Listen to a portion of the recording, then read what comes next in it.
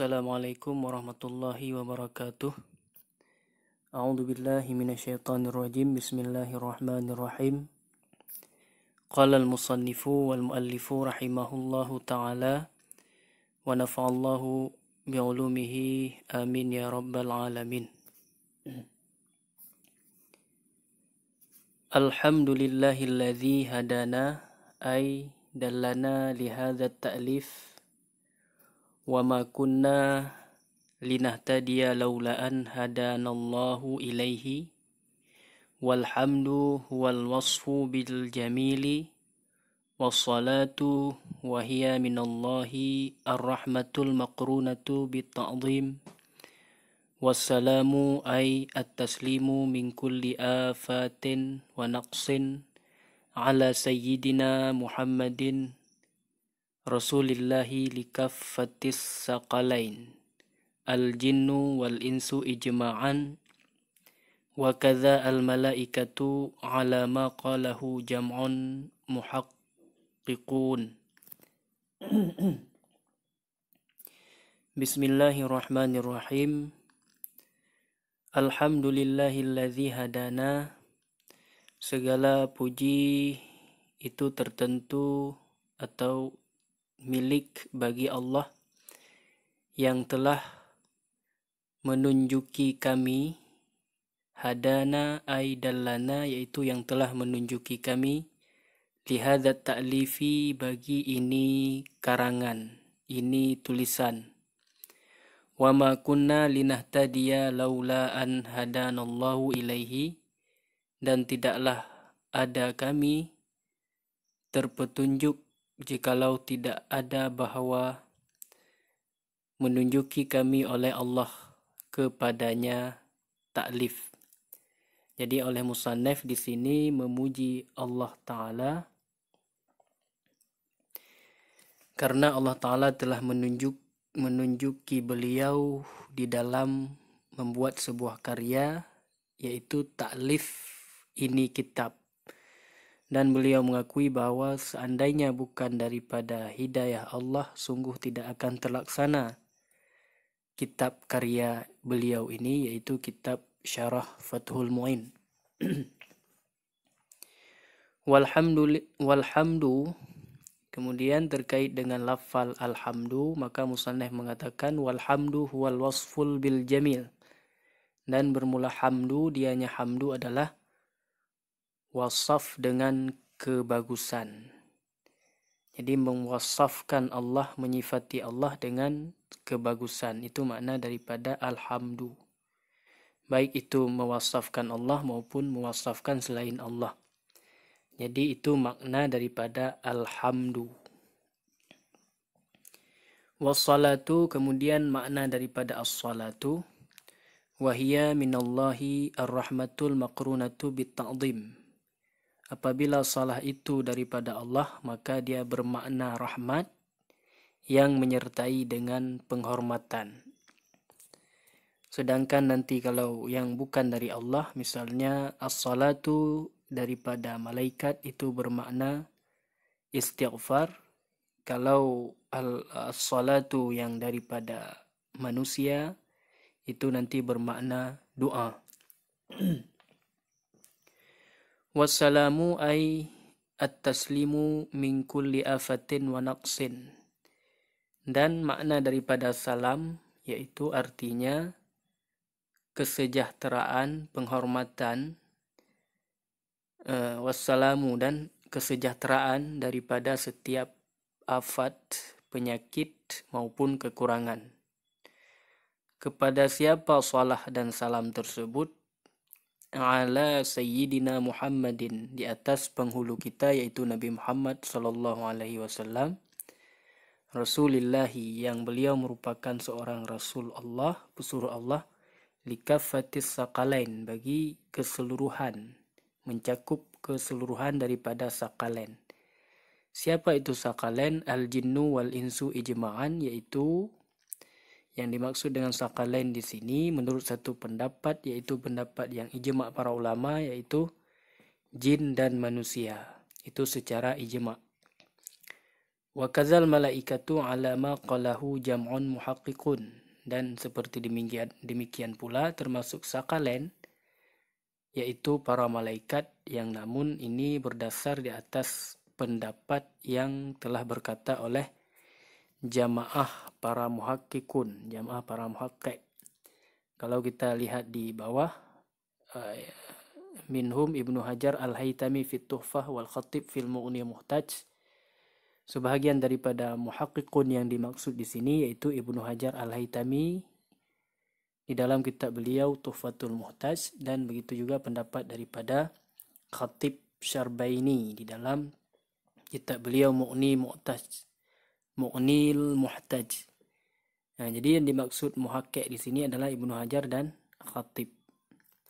Wa khalafa zalika Ar-Ramli fi Nihayah, sedangkan Imamur Ramli pengarang kitab Nihayah menyalahi ataupun bertentangan dengan pendapat beliau. Beliau berdua, Ibnu Hajar dan Khatib. Wa Muhammadun alamun manqulun min ismil maf'ulil mudha'afi. Adapun kalimat Muhammadun itu adalah isim alam manqul. Jadi dalam istilah nahwu dikatakan dengan alamun manqul, daripada isim maf'ul yang dimudha'afkan. Isim yang mudha'af. Berarti yang menjadi asal kata Muhammad adalah hamada. Hamada yuhammidu tahmidan fahuwa muhammidun wa zaka Muhammadun. Ya, berarti di sini adalah isim maf'ul. Alam mangkul daripada isim mangkul. Alam mangkul daripada isim maf'ul yang dimudha'afkan. Mawdu'an liman kathurat khisaluhul hamidah. Adapun maknanya, makna Muhammad pada dasarnya secara lughat itu maudhu' kepada orang-orang yang banyak memiliki perkara-perkara yang terpuji. Orang yang memiliki banyak perkara yang terpuji pada dirinya itu dikatakan dengan Muhammadun. Kemudian bagaimana atau siapa yang memberikan nama Nabi kita sallallahu alaihi wasallam dengan nama Muhammad? Wa summiya bihi Nabiyuna sallallahu alaihi wasallam bi ilhamin minallahi li jiddihi. Dinamakan dengannya nama Muhammad akan Nabi kita sallallahu alaihi wasallam, yaitu dengan ada ilham daripada Allah Subhanahu wa taala kepada kakek beliau yaitu Abdul Muttalib. Jadi dengan cara ilham. Pemberian nama Nabi kita Muhammad itu karena diilham oleh Allah kepada kakek beliau yang bernama Abdul Muttalib. War rasulu minnal bashari zakarun hurrun uhiya ilaihi bisyar'in wa umira bitablighihi. Dan bermula makna daripada rasul, daripada manusia, itu adalah seorang laki-laki yang merdeka, yang diberi wahyukan kepada laki-laki tersebut dengan sebuah syariat, dan diperintahkan kepada laki-laki tersebut untuk menyampaikan syariat tersebut. Itu makna daripada rasul. Wa illam yakun lahu kitabun wala nusakhun ka Yusha alaihi salam. Sekalipun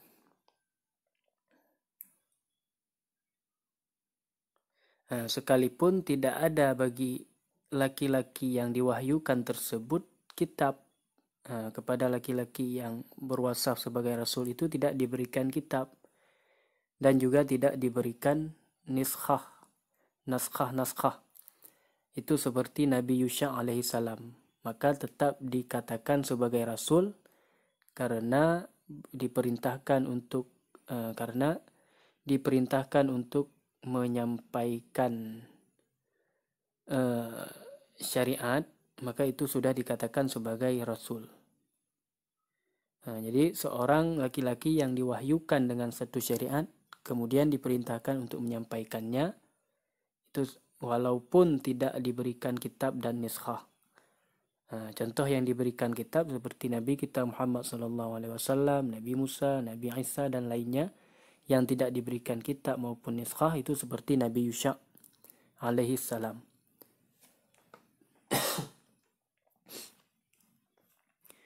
fa in lam yu'mar bitablighi fanabiyun, maka jika tidak diperintahkan dengan menyampaikan syariat tersebut maka dinamakan dengan nabi sahaja. Jadi kalau yang diperintahkan, kalau terkumpul dua macam, yaitu diwahyukan syariat dan diperintahkan untuk menyampaikannya, maka itu rasul. Kalau diwahyukan sahaja, tidak diperintahkan untuk menyampaikan, maka dinamakan dengan nabi. Kemudian mana yang terlebih afdal antara rasul dan nabi? Maka kata musannif, war rasulu afdalu minan nabi ijma'an.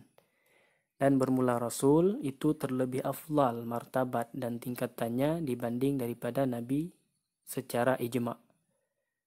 Wasahha khabaru inna adadal anbiya alaihi mussalatu wassalam mi'atu alfin wa arba'atan wa ashruna alfan. Wa anna adadar rusuli thalatha mi'atin wa khamsata ashar. Dan telah sahihlah hadis sesungguhnya bilangan atau jumlah para nabi alaihi salatu wassalam itu berjumlah 124.000, dan bahwa bilangan atau jumlah para rasul itu adalah 315 orang. Jadi hadisnya di situ adalah menurut kata musannif itu adalah hadis yang sahih. Bilangan para anbiya yaitu 124.000 orang, sedangkan bilangan para rasul adalah 315 orang. Wa ala alihi ay aqaribihil mu'minina min Bani Hashim wa Muttalib. Dan salawat dan salam pula kepada keluarganya Nabi, kepada alnya Nabi. Siapa mereka?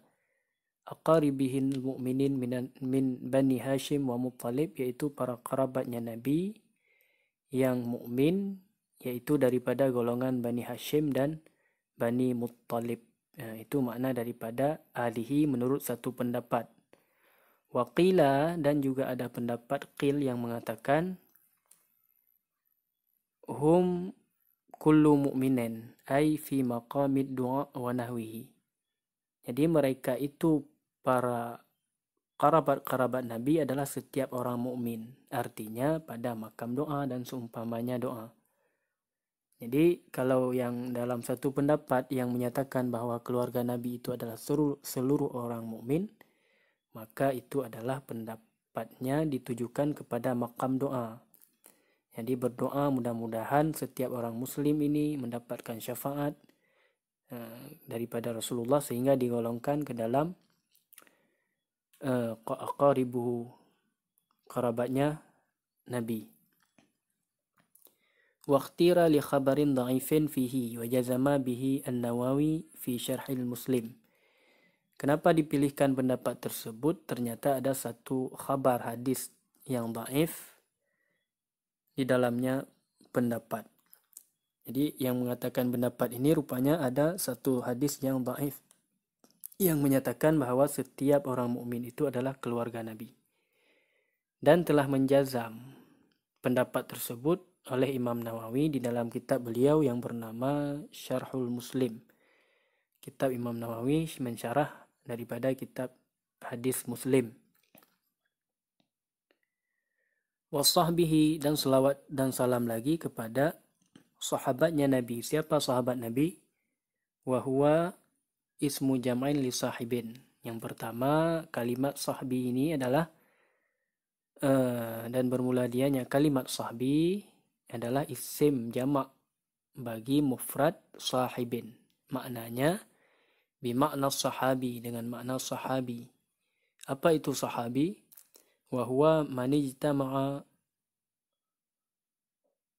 mu'minan binabiyina sallallahu alaihi wasallama walau a'ma wa ghaira mumayyizin.